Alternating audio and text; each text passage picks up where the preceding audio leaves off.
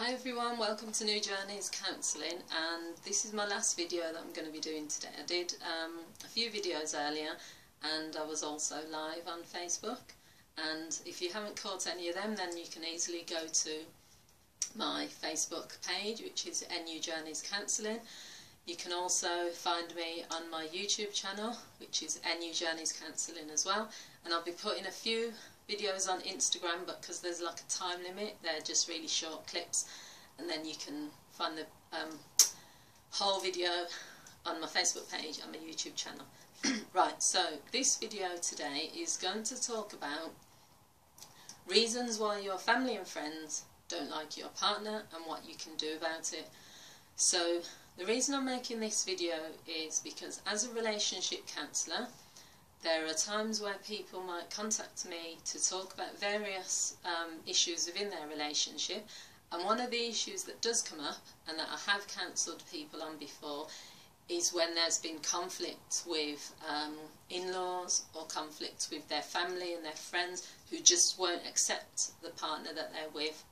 And I want to look at 5 different reasons why your family or friends might not accept your partner, and some of the ways you can maybe change that a little bit. Now, what I do want to say is that there's probably going to be times where whatever you do, whatever you say, whatever that partner does or says, your family and friends are just not going to accept them, and you then have to make that decision as to whether you want to continue with the relationship, whether it's worth it, and whether you are willing to kind of sacrifice some of your relationships with family and friends for this person. That has to be a decision you make, but I'm just going to help you a little bit with some of the things that maybe you can try and see if that works. Okay? So one of the reasons that your family and friends might object to who you're dating could be based on race or religion.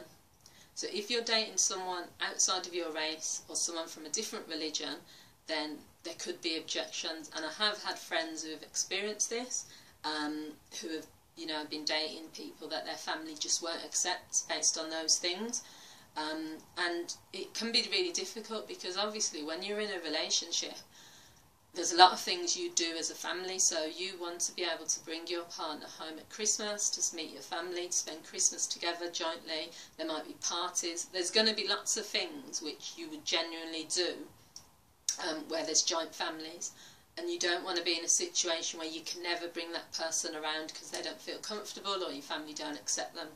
So what I would say with this one is, first of all, the person can't change their race or their religion, so that's not something which can be changed. So that's the first step.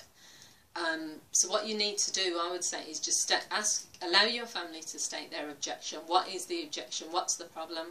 If it is that they just feel, I don't want you dating someone outside of your race, or I think you should date someone of your religion, give them the space to say that. But then the next step from you really has to be for you to stand up to them and to literally say, well, I know you don't accept this person, but this is the person I've chosen. So you're allowing them the space, they're allowed to talk, you're then standing up to them by saying, this is what I feel though.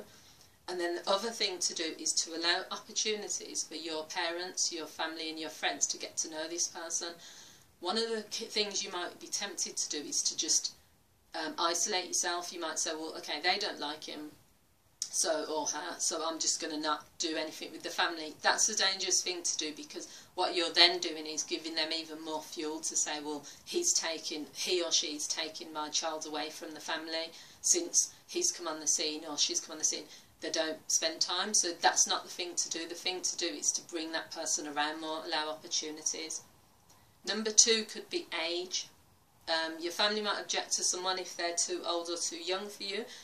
It's coming from a place of, a lot of times, a place of love, because they might be thinking that this person is using you if they're too young, or they might be thinking it's not going to last if the person is really, what are they choosing this person for when they could have someone their own age.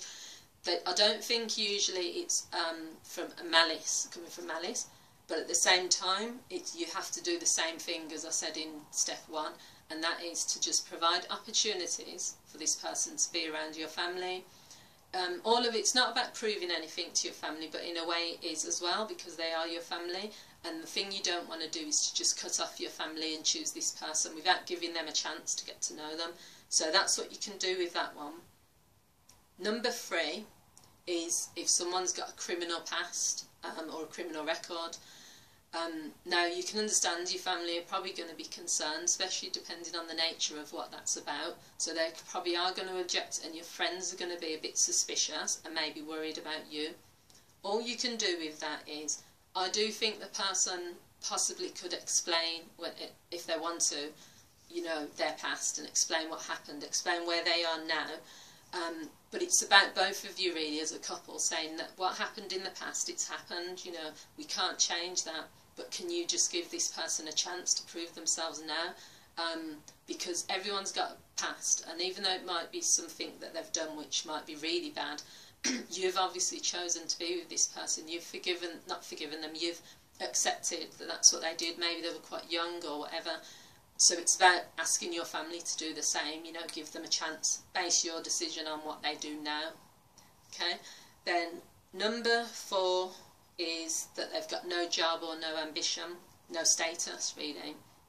That's coming from a place of your family wanting you to be secure, I suppose. They want you to be able to have someone that's going to take care of you, and they might, if you've come from a family where that's what they see as being security, someone having a stable job, then that's probably what they're going to think. But you have to just go to them and explain that.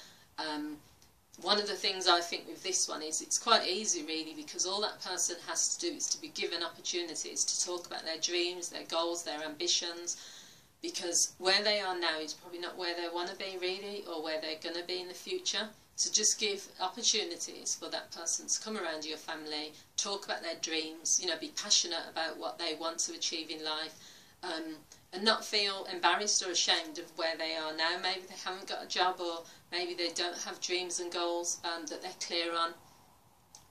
You're still taking that chance to be with them, you know, it's based on love and other things. And the other thing is, if they don't have a job, there are still going to be things they can offer.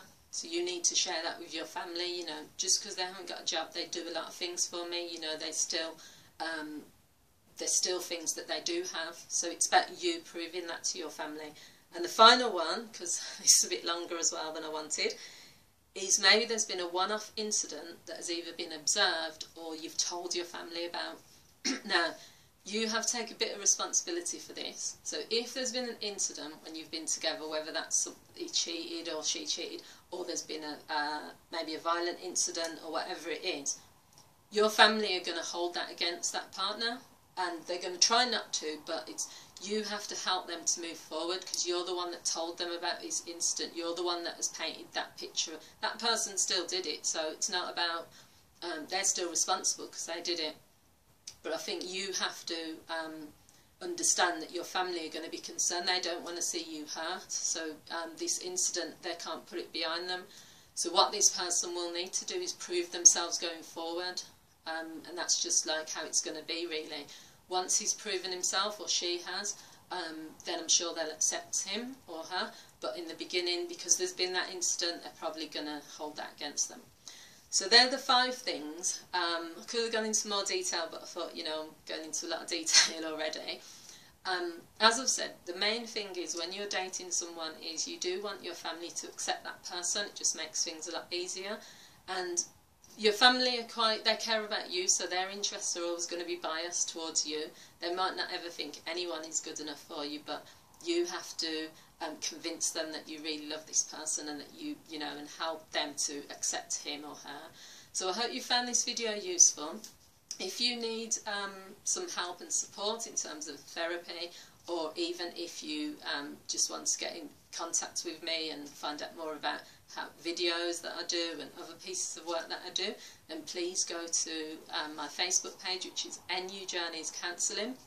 You can also send me an email at nujourneys@yahoo.com, and thank you for watching. I hope you've enjoyed these. If you have, then please subscribe, like, share, and I'll try and make shorter videos. Some of my videos are shorter than this, but this had just a lot of information I wanted to share. Have a really good day, and thank you for watching. Bye.